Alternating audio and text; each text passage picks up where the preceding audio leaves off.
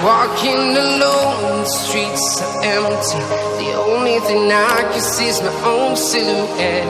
I'm getting stronger, step by step. The clock is ticking, but there's no time for regrets.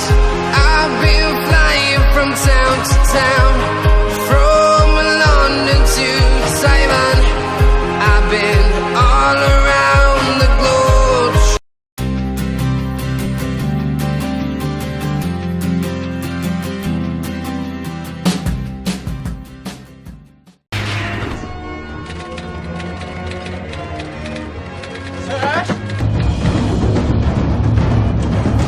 Di tahun 1825 meletuslah Perang Diponegoro. Perang besar yang kemudian dikenal dengan sebutan Perang Jawa ini dipimpin oleh Pangeran Diponegoro, putra Sultan Hamengkubuwono III. Perang Jawa ini merupakan perang terbesar yang pernah ada di Jawa pada masa kolonialisme. Hampir seluruh wilayah Jawa menyulut perlawanan terhadap Belanda. Perang yang berlangsung sangat lama ini sangat menguras biaya dan korban jiwa. Menurut Peter Carey, dalam Perang Jawa ini Belanda menderita kerugian sangat besar. Sebanyak 7.000 orang lokal yang merupakan serdadu pembantu tewas. Demikian juga 8.000 serdadu Belanda. Dan Perang Jawa ini juga menguras kas Belanda sebanyak 20 juta gulden. Wajar sekali hal itu terjadi karena disebabkan perlawanan Diponegoro mendapat simpati rakyat. Hampir seluruh wilayah Jawa terjadi peperangan melawan Belanda. Seperti di daerah Jawa lainnya, di daerah Rajabesi juga telah meletus perlawanan rakyat yang dipimpin oleh orang dekat dan kepercayaan Pangeran Diponegoro. Pada puncak peperangan, Belanda mengerahkan lebih dari 23.000 orang serdadu, suatu hal yang belum pernah terjadi ketika itu. Ketika suatu wilayah yang tidak terlalu luas seperti Jawa Tengah dan sebagian Jawa Timur dijaga oleh puluhan ribu serdadu. Dari sudut kemiliteran, ini adalah perang pertama yang melibatkan semua metode yang dikenal dalam sebuah perang modern, baik metode perang terbuka maupun metode perang gerilya. Ini bukan merupakan perang suku, ini adalah perang modern yang memanfaatkan berbagai siasat yang saat itu belum pernah dipraktekkan sebelumnya. Perang ini juga dilengkapi dengan taktik perang urat syaraf atau sewa melalui insinuasi dan tekanan-tekanan serta provokasi oleh pihak Belanda terhadap mereka yang terlibat langsung dalam pertempuran. Hingga akhirnya berbagai taktik yang dilaksanakan Belanda itu pun mulai menuai hasil. Taktik adu domba dan penekanan terhadap rakyat itu berhasil. Pada tahun 1829, Kiai Mojong sebagai pemimpin spiritual dalam peperangan Diponegoro itu pun berhasil ditangkap. Hingga akhirnya Pangeran Mangkubumi pun ditangkap. Pangeran Mangkubumi merupakan bagian logistik terpenting dalam peperangan. Hingga akhirnya Diponegoro hanya tinggal bersama panglima perang dan para senopati-senopati setianya.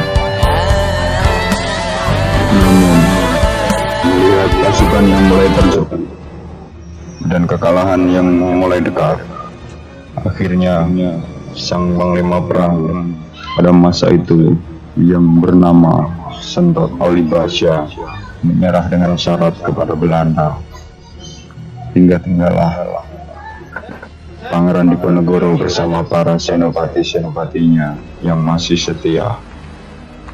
Hingga akhirnya pada 28 Maret 1830, Jenderal de Kock berhasil membujuk Diponegoro di Magelang untuk melakukan perundingan. Dengan kondisi yang tidak siap perang pada saat itu, akhirnya Pangeran Diponegoro menyatakan bersedia menyerahkan diri dengan syarat sisa anggota laskarnya harus dilepaskan. Dengan tertangkapnya Pangeran Diponegoro tersebut, berakhirlah perlawanan mereka dan Mataram pun jatuh dalam kekuasaan Belanda. Beberapa senopati dan pangeran memilih untuk tidak kembali ke Mataram karena kebenciannya terhadap bangsa Belanda. Salah satu senopati yang bernama Ki Buyut Singomerto memilih untuk pergi ke arah timur dan tidak kembali ke kerajaan Mataram.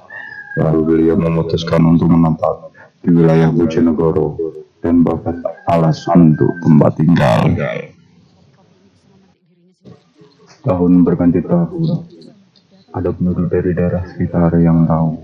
Akhirnya mereka ikut tinggal dan berkelompok dengan menolakan untuk menjadikan Ki Buyut Singomerto sebagai sesepuh. Lambat laun, kelompok tersebut semakin besar hingga akhirnya menjadi sebuah desa. Ki Buyut Singomerto menamakan desa tersebut dengan nama Desa Kedungsari. Dinamakan Kedungsari karena di desa tersebut terdapat sebuah gedung yang di atas gedung tersebut dipenuhi dengan sari bunga nan indah. Atau jika diartikan secara Jawa, Kedungsari merupakan tempat berkumpulnya sari-sari bunga. Dengan harapan kelak desa ini menjadi tempat berkumpulnya manusia-manusia yang menjunjung tinggi nilai luhur masyarakat Jawa dan selalu harum sepanjang zaman. Setelah desa tersebut diberi nama Kedungsari, beberapa tahun kemudian Ki Buyut Singomerto wafat dan dimakamkan di makam Gedong yang saat ini terletak di dusun Gedong. Selanjutnya, desa Kedungsari dipimpin oleh Ki Bedek sebagai keturunan langsung dari Ki Buyut Singomerto sampai dengan tahun 1908. Lalu selanjutnya, desa Kedungsari dipimpin oleh putra dari Ki Bedek, yaitu Ki Noyo Smito, sampai dengan tahun 1920. Pada masa kepemimpinannya, di bawah pemerintahan Hindia Belanda, Ki Noyo Smito mulai membangun jalan-jalan setapak untuk menghubungkan wilayah desa yang masih terpencil dengan wilayah lain yang pada saat itu masih dalam wilayah Kecamatan Sugiwaras hingga beliau meninggal.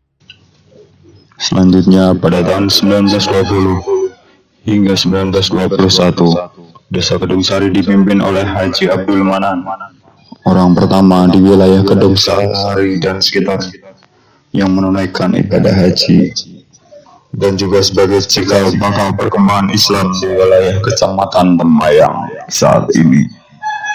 Salah satu peninggalan beliau yang masih terawat hingga saat ini adalah sebuah musola yang pada waktu itu dibangun bersama penduduk sekitar sebagai masjid pertama di wilayah Kecamatan Temayang dan sekitar.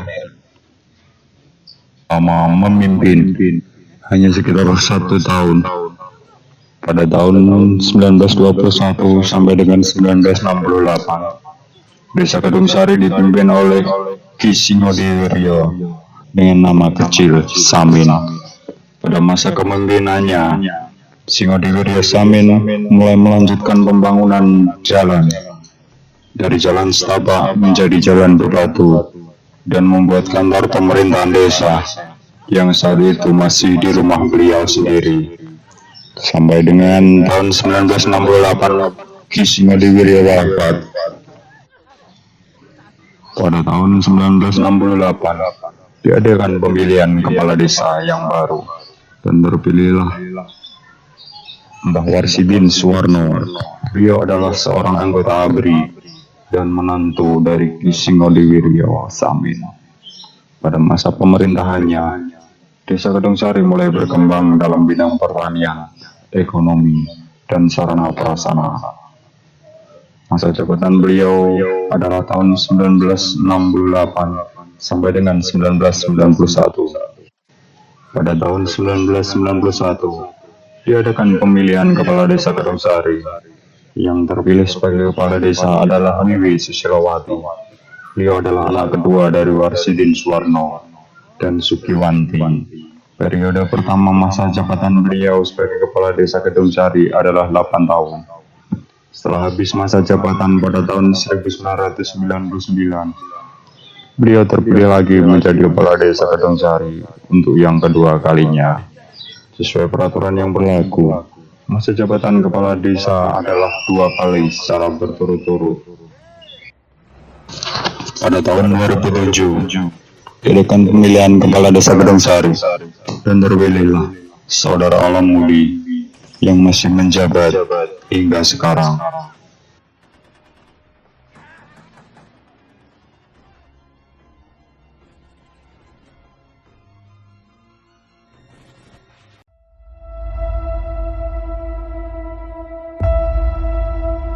Preview.